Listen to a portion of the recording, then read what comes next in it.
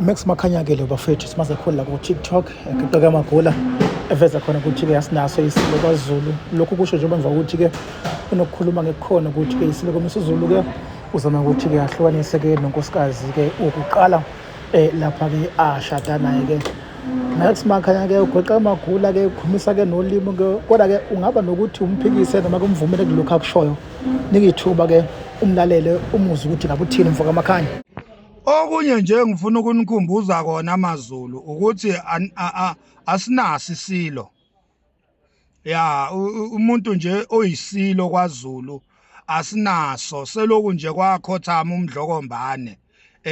Isilo nje asikakabi naso kwaZulu, sizihlalele nje sizihlalele buze. Asinasilo, seloku nje kwakhothama umdlokombane, asinayo into ekuthiwa isilo kwaZulu.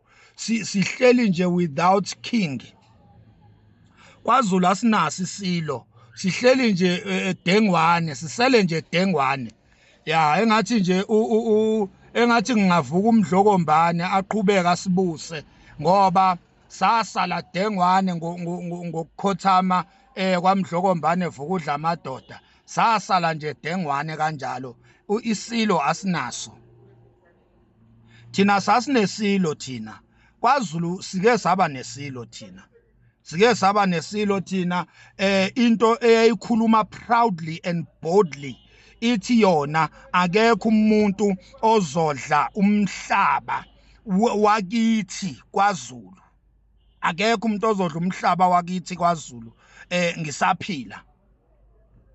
Thina sasinesilo thina esasivele sisukume sithi nina bosopolitiki. Nina bosopolitiki niyeyisa, niyadelela. Thina sike saba nesilo thina. Sike saba nesilo thina ebesikwazi ukuwa-confronta ama-political leaders. Siwa-confronte. Uyadlala wena, uyadlala wena. Selokhu kwabuza umdlokombane asinasilo thina, asinasilo. Asinaso nje isilo thina esabekwa amaRoma, isilo esabekwa amaRoma abelungu basigxisha amaringi esingawazi ukuthi awani. Asinayo lonto le. Isilo esilobolo bezingane babanye abafana. Isilo esidivoza izingane zabantu. Sithatha izingane zabantu sidlale ngazo, sizidle after that sizale sidampe ezinye ayishiya hotel athi uyabuya.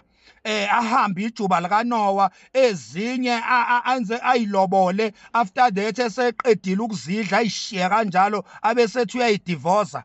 Isilo esidivozayo. Thina sazi ukuthi lento yokuthi ayikho idivorce, sazi ukuthi thina isintu sakwaZulu.